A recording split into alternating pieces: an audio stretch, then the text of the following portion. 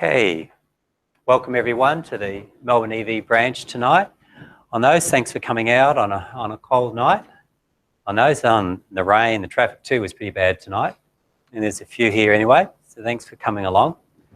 Tonight, I was going to talk about home solar systems on those with electric vehicles as well, but we'll start off with some EV news first of all. So, in home solar, on those, one of the new developments that's coming through, we've probably seen it for a few years, but it's certainly coming along, is flow batteries. A flow battery is different to the normal round battery and the enclosed batteries that we see that within cars, because with a flow battery, the electricity is actually stored in the liquid, in the electrolyte, and it's pumped in and out of the battery. So it's a different design of battery than what we use with a solid battery, because a flow battery has a couple of tanks and a pump. It works on a different way. But there was a quick video I wanted to show you that explained a bit of what a flow battery is. Wind turbines and solar panels are great sources of clean energy. But what happens if it's calm or cloudy? Flow batteries store power in liquid tanks. The bigger the tanks, the more energy they can store. Here's how they work. Two solutions, one negative, one positive, are pumped into the battery. The energy source charges the battery, pulling electrons from the positive solution, a process called oxidation, and pushing them into the negative solution, a process called reduction. When the battery turns on, the electron flow reverses, and it generates an electric current. Using non-toxic organic chemistry, Harvard researchers are building safer, cheaper flow batteries, moving us one step closer to a bright future lit by clean energy. So the flow battery stores its energy in the liquid rather than in plates and that, like we do with normal batteries and that with metal. And those flow batteries that we had beforehand have had metals in them. They require catalysts to operate properly. They have metallic plates. But they're working on a new design of flow battery, which will change the way the flow batteries work. Instead of storing the energy in a metallic salt or in a metallic ion, the organic flow battery doesn't use metals. It uses organic compounds on those to store the energy in. And so therefore we'll be looking at batteries that don't have lithium or don't have manganese or sodium or some of these metals on that are used within the battery, because it's actually stored in an organic compound. You know, when you look at nature and what nature's done in the body, we store energy with the using the glucose reaction to make ATP. And in plants, they also use an organic process, which is photosynthesis, to get the energy from the sun and turn it into starches. But now they're looking at replicating some of those processes within the battery. So we can see the organic flow battery uses organic compounds instead of metals, and it has a much lower material cost.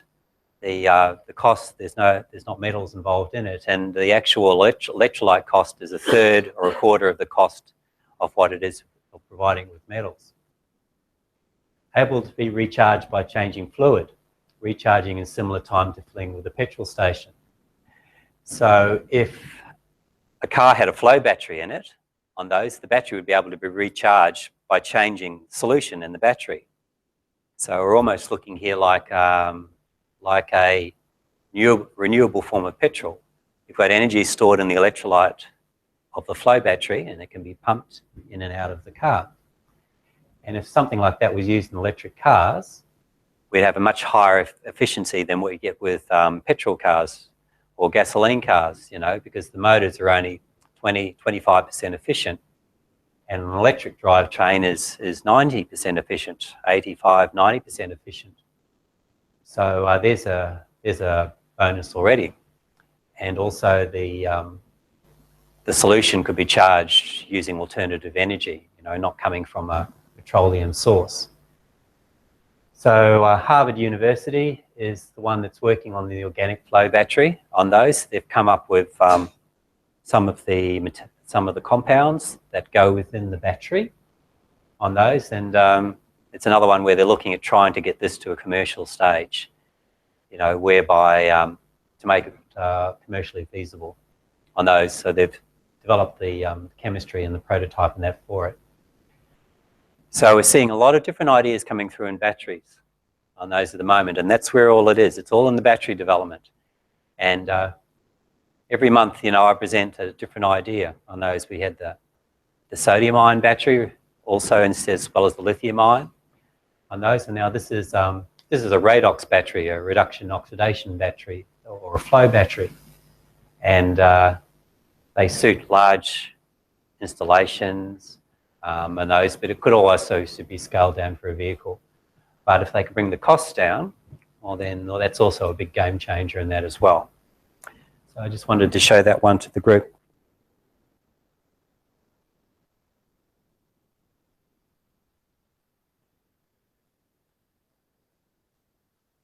So before we started tonight, is there any news? Any other news that people want to talk about?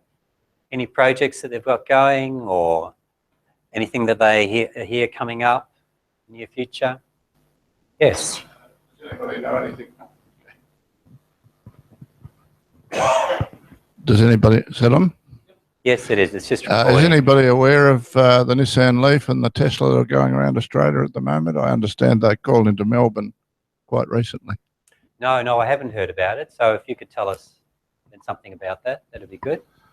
Well, I come from Wangaratta and I missed them, unfortunately. They've both gone past by the time I found out about it. But the Nissan Leaf guy is quite an extensive program because he has to charge every 100k or so. Whereas the Tesla, well, up the East Coast is fine because he's got all the superchargers, but he's been charging on three-phase power points at showgrounds and things like that. Mm-hmm. And they're both travelling around Australia. Are they travelling together? No, they're quite separate enterprises.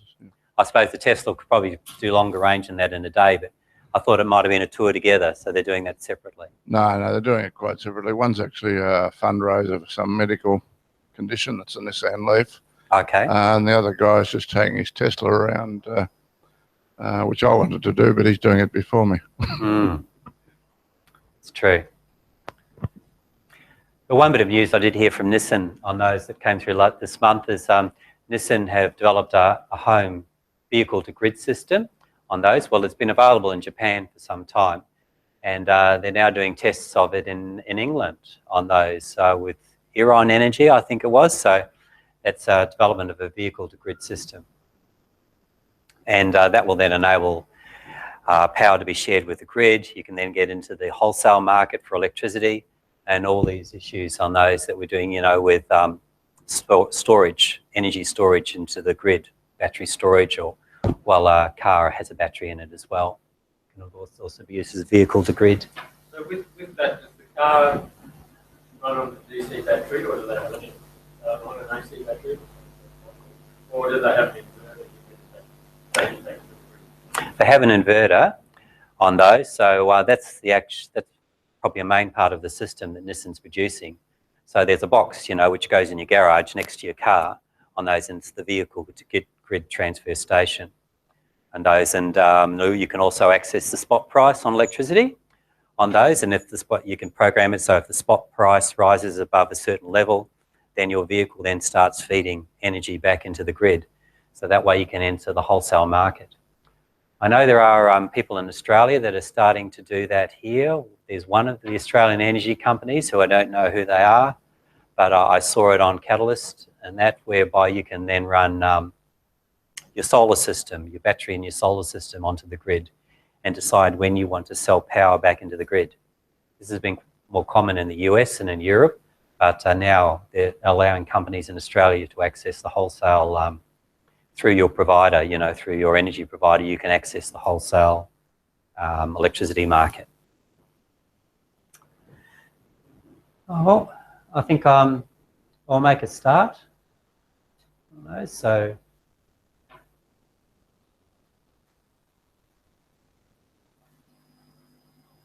looking at their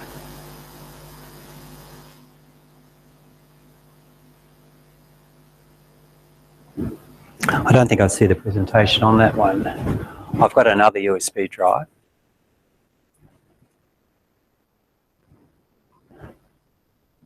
Flow battery.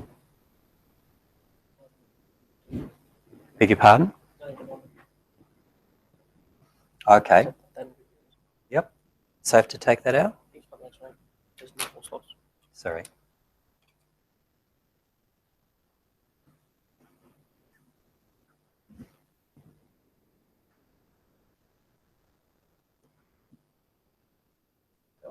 Yep.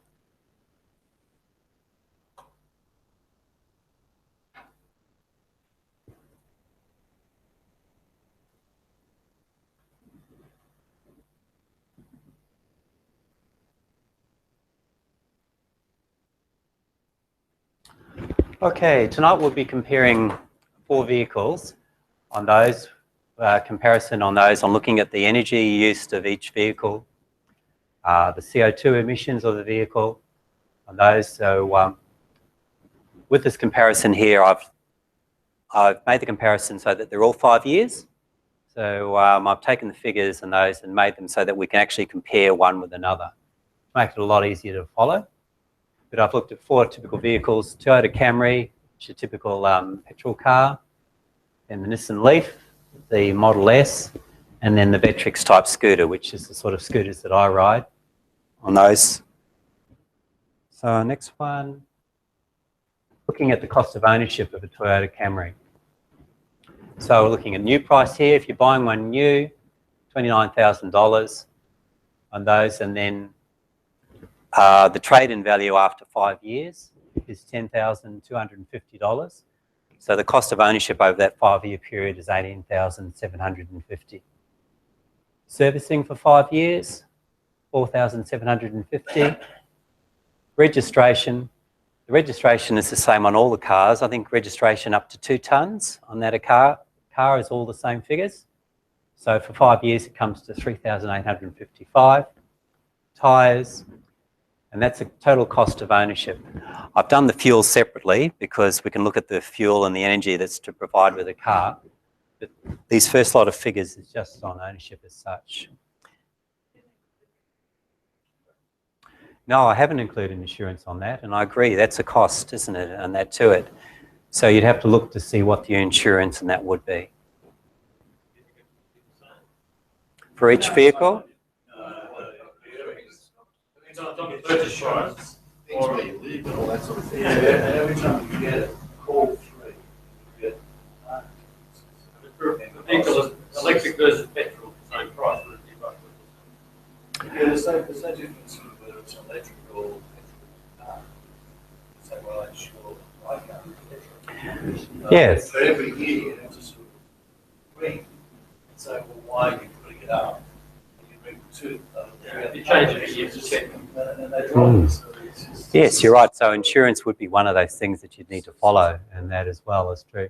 I suppose the Tesla Model S, with being a luxury car, would have a higher insurance premium and a more expensive car to repair. But the others would be fairly similar. Next one would be the Nissan Leaf. On those, so taking the cost of ownership there, $37,000 new.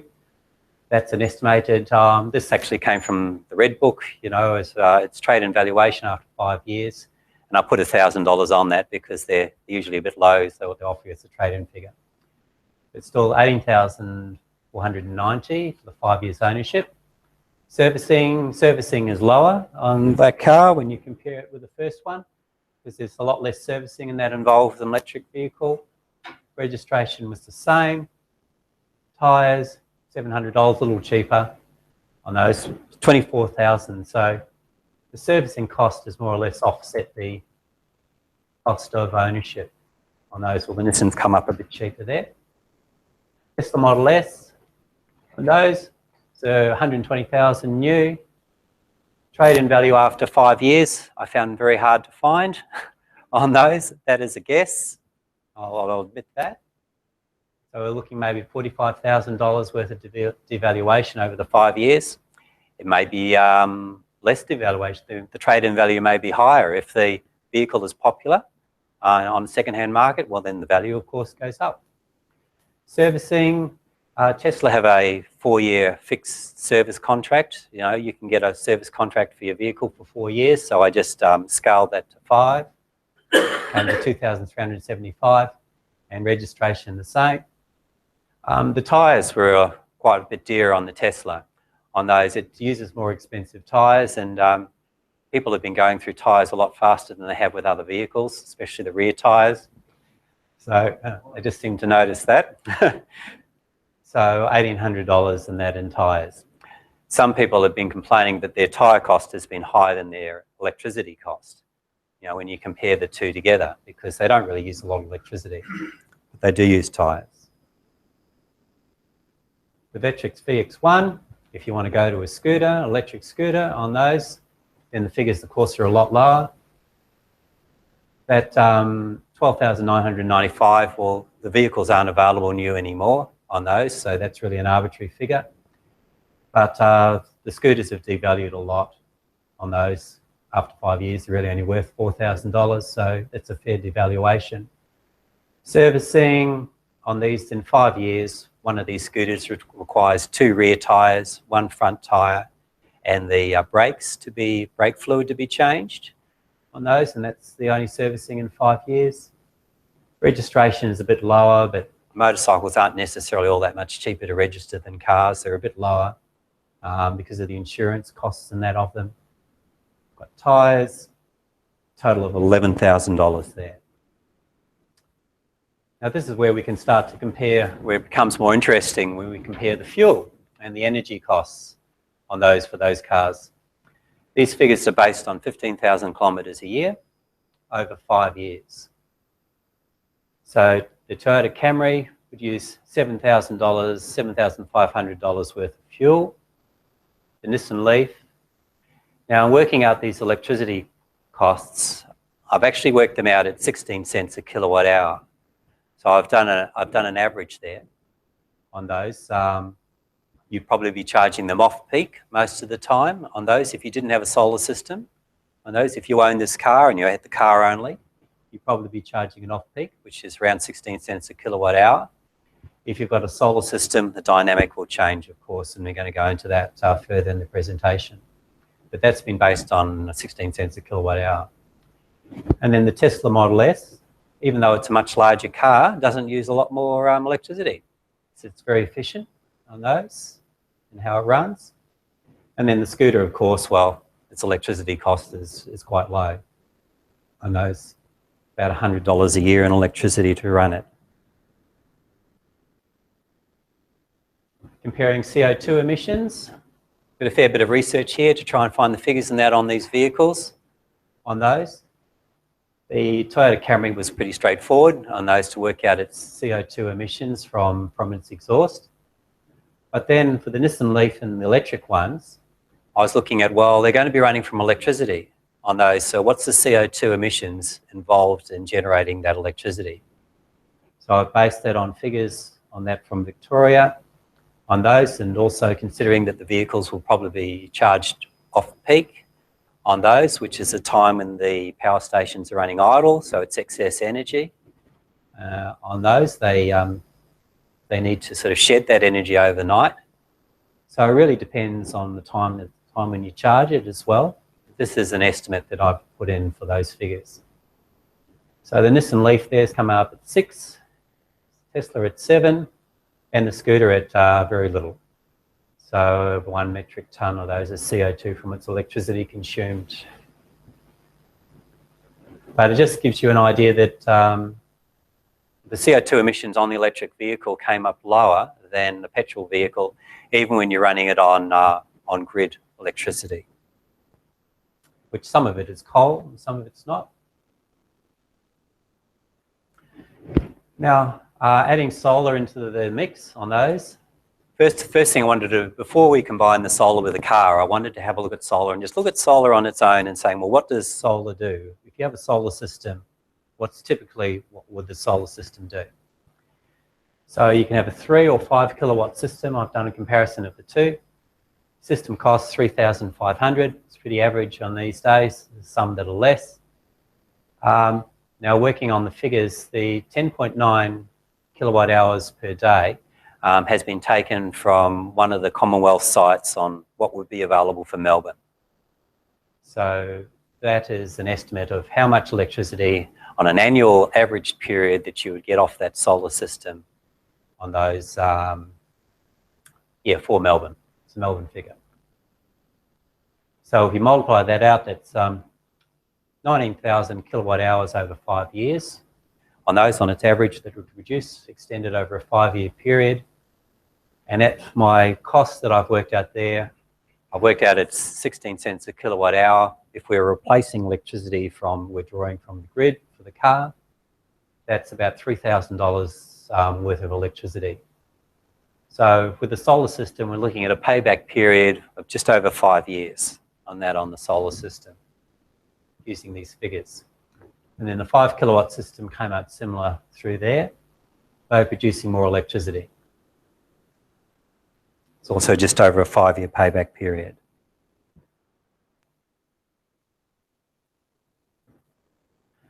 Now with these vehicles, going from a 5-year down to a daily, so that we can do a more comparison with the solar system. 15,000 kilometres a year is 41 kilometres a day. So this is the daily energy use on those 4 vehicles. So we can see the Camry's 3 times the cost, which is pretty much on 3 times the cost of the others, of the Leaf anyway, nearly 3 times on those, and the Model S a little higher, and the Vetrix down below.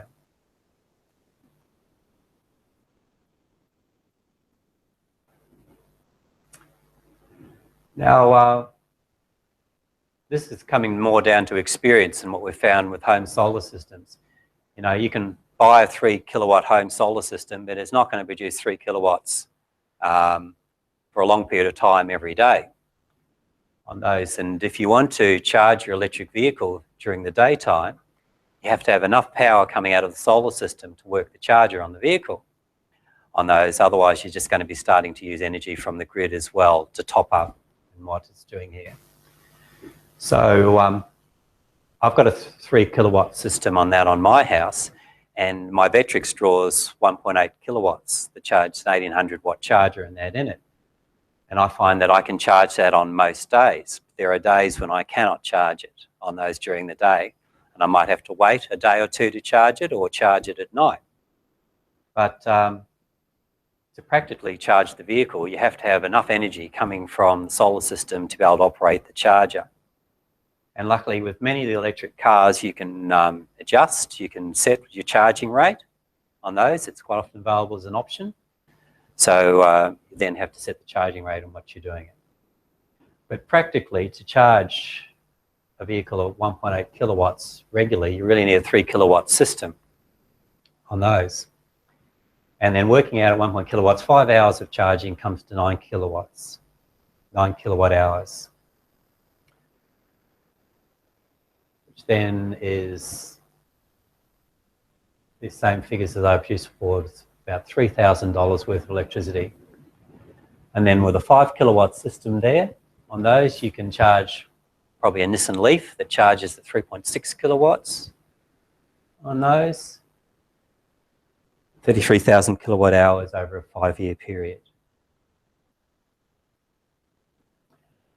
Now, we're also talking about home battery storage, and that through there. So if you add home battery storage to the mix on those, it changes it totally.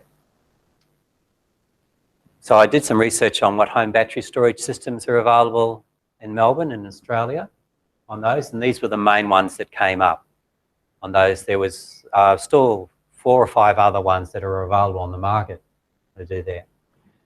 Now, first of all, I might go to the Powerwall, Tesla Powerwall first of all, because this is the one that people have been commenting about, and those the interest in. On those, looking around, I couldn't find anyone who'd put a Powerwall in which was a new system, without having to do an upgrade on those as such. So I was looking for a price of what would a Powerwall be in Australia on those to purchase here. and there was none available on the web. You'd have to approach the installer on those to find a price and as such. And all of the installations that I found that had been done with the Powerwall were new installations where a suitable inverter had to be used on those on the Powerwall system. On those, I haven't found a single one yet where a Powerwall was added to an existing system on those, the battery system, and that it was compatible and able to be used. But so I found quotes of between $12,000 and $15,000, and that was typical of, I found several quotes as such, what people had paid for their installations, because inverter was involved with it. And this particular quote was the lowest at $12,000, and it came from Choice. Choice have done an article on the Powerwall and installation and payback time, quite a good analysis of it. So that'd be a good article to go and have a look at, you know, if you're interested in the Powerwall and that as such. Then we have AGL is selling the SunVerge system on those. These systems here, inverter is included. On those, there's the two systems available through there, fairly large, 11.6 and 19.4 kilowatt hour systems on those, so they'll be able to shift quite a bit of energy in that into the afternoon and evening as such. Inverter is included so that the system can be used as a standalone. So if the power goes off, you're off the grid.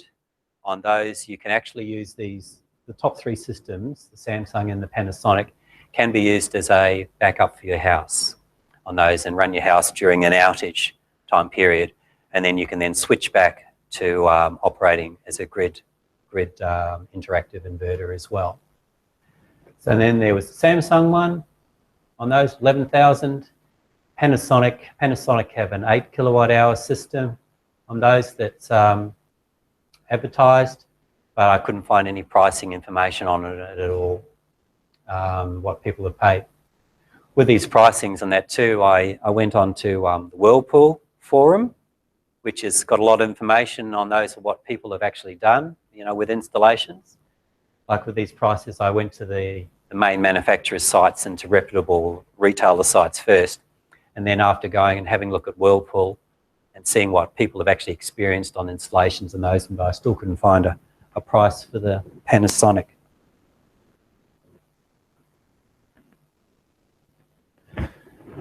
So the conclusions that I made through there, the amount of savings from solar depends on daylight use of the system on those. So when you're using a solar system,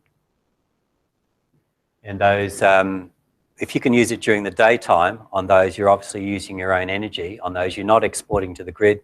It's 8 cents a kilowatt hour.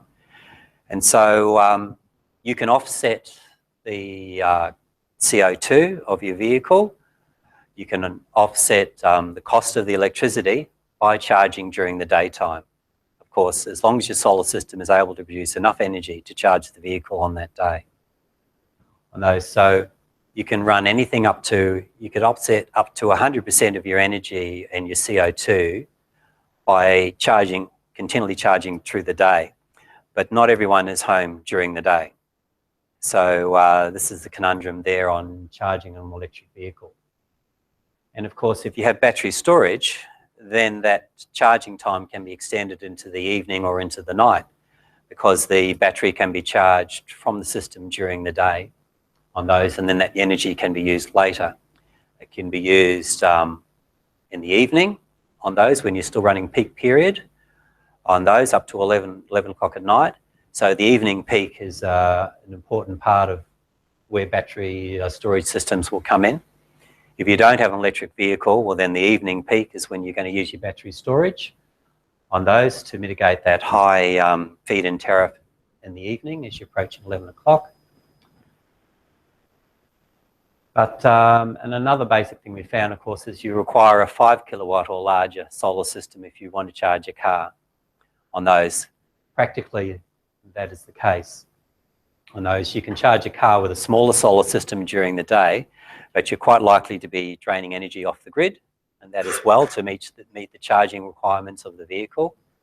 So you're really looking at a 5 kilowatt system, that is your minimum. And then the payback times that we've seen at the moment. Solar system, 5 to 7 years. Home storage with a battery is still looking at a 10 to 15 year payback period. There is one case in Queensland where someone put in a Samsung system and they quoted a 7.5 year payback period on those. That came up in one of my searches on those, but it was quite surprising. It did seem unrealistic on those. We're looking at the payback period as 10 to 15 years. So that's what the figures come to. Payback includes the savings on petrol? Yes, on those. Well, no, it includes the energy offset like the electricity. So the petrol car it doesn't apply to, but it's costed actually on the electric vehicles, on those.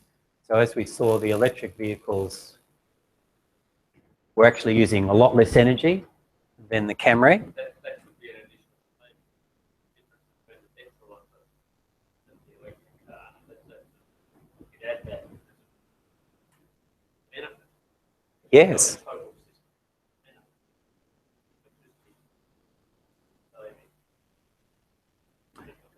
Yes, I think you're right there. I think I agree with you too there, isn't it? Because you have the electric car, so you don't have your petrol cost on those, and then the additional of the solar and battery system on those will then offset that final saving that as well.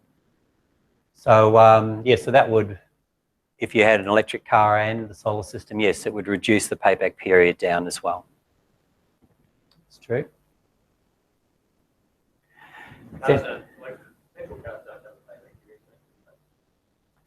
No, they don't.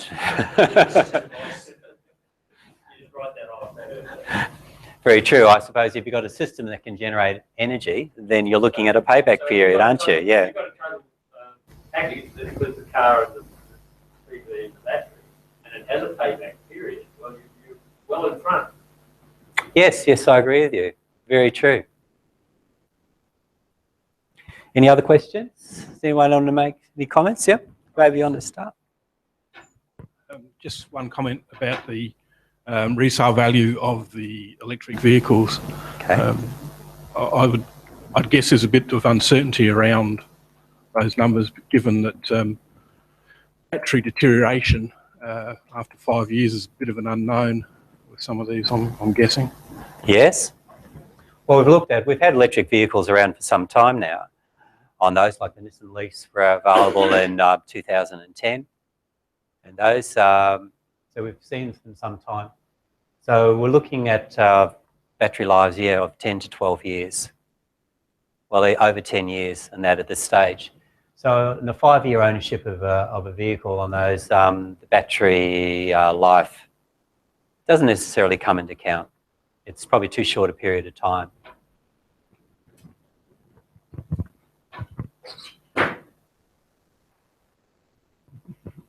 Just a comment on vehicle to your home charging. Yes. I'm Mitsubishi, and Mitsubishi refused to supply me with one of their charging systems which allows vehicle to the home.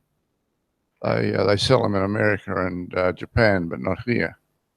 And that would make a tremendous difference to owning an electric car. And Elon Musk, the man behind Tesla, just as an aside, in one of his discussions said he didn't think they would ever have the Model S as a home storage unit, which is a bit sad because it would run my house for 10 days. Yes, that's true, isn't it? I suppose Nissan also had released the vehicle to home system in Japan on those, but no, probably not seeing them here and that as much. I think partly Elon also is talking that the vehicle's often not at home on those, so he felt that it had less of a benefit because the vehicle wouldn't be at home a lot of the time. But that's probably dependent upon the person and upon where the vehicle is, isn't it? And that at the time. Well, that's very true. I used to do about 18,000 kilometres until I got my Tesla. Now I've done 41,000 in the Tesla in just over 12 months. So it encourages you to drive a lot more. Okay. And just a comment on the tyres.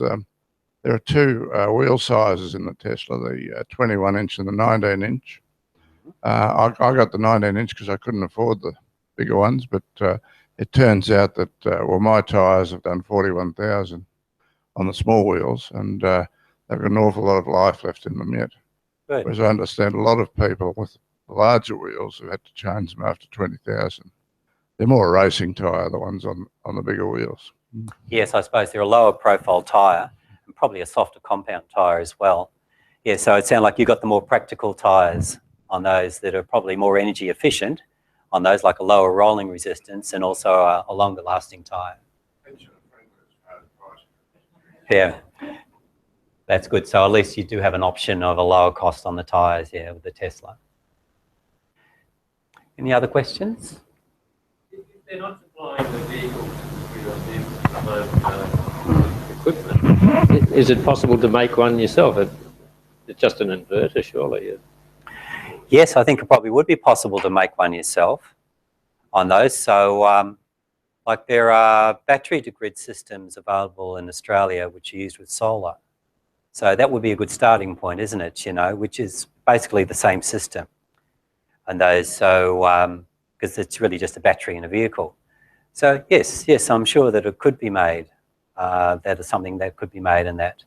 The I know that the Nissan one that they have uses the CHAdeMO point on those, the fast charge point on the car on those, but that's probably the only details I know about it on those. And one of the English power companies is doing a trial and that on them. They've put 40, 60 car into the market, and they're just doing a trial on that on them. So yes, it would be possible in that to do that. Yes, support that. There's part of the technical advisory group, electrode technology, all the licensed electricians that all talk about, you know, the fear and risk around batteries and hoverboards exploding, and it's just quite amazing some of the talk that goes on. And this is a committee that's looking at home energy storage batteries. No surprise. And there's two vocational units of competency that haven't been endorsed by what was then EEOS, the Skills Council. And yeah, they're talking to me about, you know, these two vocational units of competency. One is designing battery storage for the home, and the other is installation of battery storage. But one of the interesting things they said, because they know that I've been involved in developing the hybrid electric units of competency, is putting a DC to AC inverter in a car. In other words, putting an extra in the back of the car, the boot typically, a DC to AC inverter, so you can then feed. Now, someone even suggested if your workplace has a plug-in charger for your electric vehicle, that you charge the vehicle at work, but don't tell anyone, and then come home and shift that energy into your house. So there's lots of, yeah, it's called theft.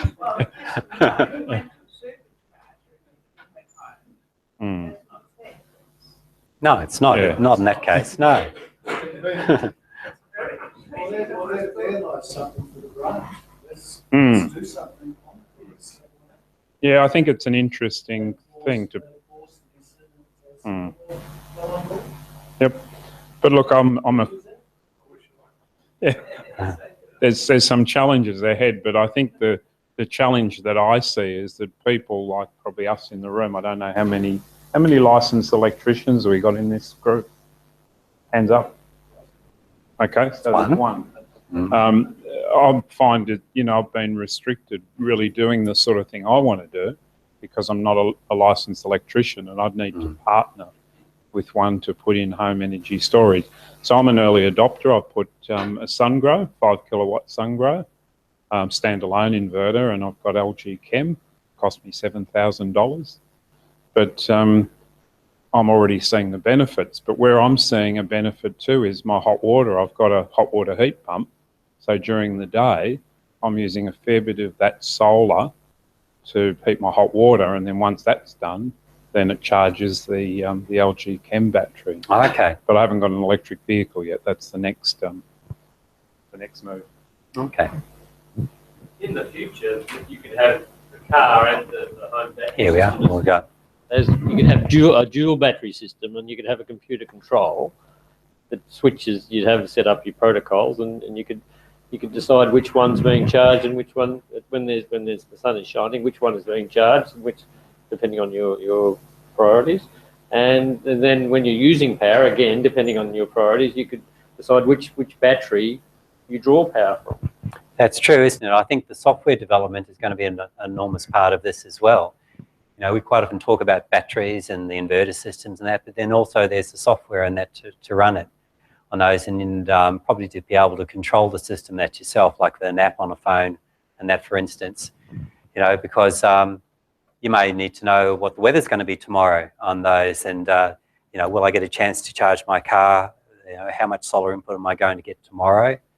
And things like that, because it'll vary from day to day. So I reckon the flexibility of the software and that's very important. And when you plan to have trips, some days you'll sit at home, and other days you know you're going to do travelling, so it won't be present, and it also you'll need to have a charge. Yes, that's true, isn't it? So on those, it takes, with a bit of forward planning and the software that's able to manage that on those, yeah, you can decide, you know, you can plan ahead of what energy source, what energy you're going to need for that next day or next few days, and that to it.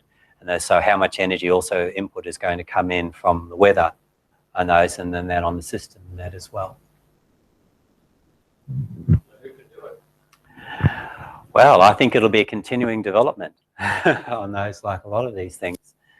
As we're starting to see the solar systems that come into the houses, and people starting to use battery systems, and even the cars are really only just starting to become available on those. Like I mean, I own a Vetrix scooter, which I've ridden for 3 or 4 years, and those, and we had to repair and modify that before the vehicle and that could be used, because the ones that came out of the ones that were imported into Australia all were faulty on those, and we got them going.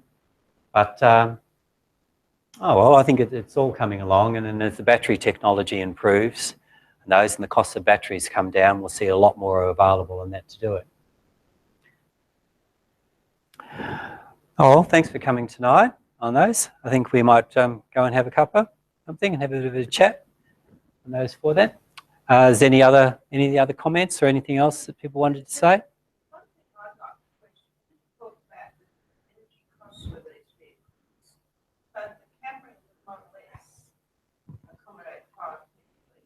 Leaf, I think, goes 4, and June, I think, goes 1. 1 or 2? 1, yeah. And that's not reflected in the energy costs. No, well, that's true. Well, with a vehicle on those, a lot of the time there's only one person in it. So I'm going to make that comment on that as well. Those, but yes, the Tesla Model S is quite an efficient vehicle on those for the size of what it is. And another comment, of course, I made on my energy costs is I worked it out on 16 cents a kilowatt hour. So I just had to have some standard and then on what I needed to do. Realising, of course, that the Tesla superchargers are free. Yes. You don't have to. I suppose most people realise that there are superchargers at Richmond, Euroa, right through to Port Macquarie, and the power is free. It's well, when I say free, it's built into the cost of the car that you put. Well, yeah. Yes, it is, isn't it? That's very true. So if you want to travel long distances and that as such, you know, you've got access to that supercharged network on those, and it's included. It's free, isn't it? No extra cost in that for it. I'd say of the 41,000 kilometres I've done, most of that would be on free electricity. Mm-hmm. At least 95% of it. So when we were talking about the vehicles on those, the actual energy cost up part of the vehicle is not particularly high. You know, when you say and looking at the vehicle cost of ownership on those, and servicing and maintenance and that of the vehicle. So yes, it is good to have access to the free energy, but the energy cost is still fairly low. I suppose it's only when we go up to petrol, and we're looking at a petrol vehicle, we start to realise what the true energy cost is Those for what a lot of other people pay. I'm not actually flogging Teslas. I might sound like it sometimes. Well, you're experienced with them, so you know them, yeah. The other thing, you could take out that service contract, but I've been advised by Tesla that it doesn't have to be serviced. Okay. And I'm working on that basis that my service costs will be free. Mm. And I'll have to replace tyres and windscreen wipers. It's most unlikely I'll replace brake discs or anything because... No. Have they given you a service routine for the car? Do you know what servicing should be done over 5 years? No, they've actually said it doesn't require servicing. No. No, I know they have filters that have a scheduled replacement on them. There's an air filter. I think that has a scheduled replacement. And also the brakes would also need to be, the brake fluid should be Very changed. much of the brake will ever have to be serviced because of regenerative braking. Oh, it's actually the fluid on those, isn't it? You know, over a period of time. Yes. You know, with cars, they quote 60,000 kilometres. You should change the brake fluid in a car. Yes, I understand that. Or in a petrol car. That's mainly because of moisture absorption. Yes. And again, if you have a look at the brakes on the Tesla, you wouldn't be too worried about having a bit of water in the fluid. No, but the fluid should be changed. You've got the electrical braking and the... yes, you would still have braking anyway on those for it, but as fluid gets into as moisture gets into the fluid, it'll cause corrosion in the braking system on those. So fluid should be changed at some stage. Yep. It's a matter of working out, you know, what's the correct period of time, isn't it, to do it? So. You've got Toyota Camry there on the previous page. It's Toyota Camry hybrid. So it's a hybrid we're talking about. No, it's the non-hybrid on those. So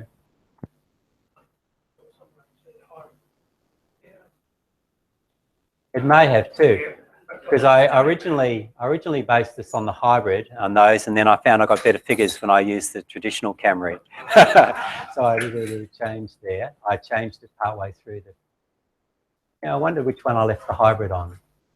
These figures are not on the hybrid. Oh, here we are. Look, here it is. So it is on one of them. On those. No, these figures are not on the hybrid. The hybrid is actually 20%, 25% better with petrol. Yeah, I think the Camry hybrid's a lovely car, actually. Oh no, it's probably one of the best of the hybrid cars. The Camry hybrid's very practical on those, but no, I did. I changed it because it gave me better figures than that in this presentation. It's not the hybrid. The figures I've worked out at. The hybrid was 25%, around 25% better, both in CO2 and in petrol consumption on those, and it was also a little bit more expensive to buy. It had a higher purchase price. It's only $3,000, I think, but it was a little bit dearer to buy. Right? Just a matter of interest. I've had a quote for a Tesla Powerwall with a 5 kilowatt system and 3-phase for charging the Tesla, and that was $16,000. Okay. Okay. No, I don't think it added much at all. Was that including panels, or you already have the panels? With the panels as well? That was providing the full system. Okay. I have 9.5 kilowatts on this particular place, but it was worth putting in another 5 for that. Oh, I see. Oh, so that's not so bad. That includes 5 kilowatts of solar as well. Yeah. Well, just, you mentioned one of your slides for an electric vehicle. Okay. That's true. I mean, days like today, if today's an example of not a real good day for charging my LG Chem batteries, I think they only got about 5 or 8%, state of charge. Oh, okay. Because there was hardly any sun in Melbourne. So one of the things that I've, looked at is Melbourne for 3 months of the year is probably not really going to be great to be charging your electric vehicle from battery storage. You're going to be using quite a bit of power from the grid, but you do it you know, at the lower, the shoulder or the Off-peak, the yeah. off-peak. Yeah. But yeah, 5 kilowatts in 9 months of the year. I'm quite happy about that. But I haven't got the electric vehicle yet, so I'm waiting for prices to drop. Yeah, for something suitable to become available. Mm. Okay. Do you have any information on possible battery upgrade? No more information than what had been released on those. So there was a range. The range figures are quoted on the internet, like the increase in range in the i3, but no specific details of the cost or how you could have it done. Have you approached BMW? No, we haven't heard anything from with them yet. I haven't had anyone approach them yet. Okay. Did you include the cost of money in that? No, I haven't included any interest. Because that would rock. Okay. Because of its high purchase price? Yes. Well, yes, it would, wouldn't it? On those. Also, the Leaf was a fairly expensive beast. It was, wasn't it? It was 39,000, I think, on that for a Leaf, 39,000. So yes, I suppose the more expensive cars, isn't it? Then you're investing that money. You're losing it in its interest. But no, I didn't include it. I probably wanted to make the presentation as simple as possible on those, and that's probably why I left the insurance out as well. So just so that I could compare, you know, apples with apples. Where is that lovely town? I'll have to ask Adrian that. It's on his laptop. No. Oh, that's right. Looks like Southern Europe somewhere. Yeah. There are solar panels. Okay. All that quits now.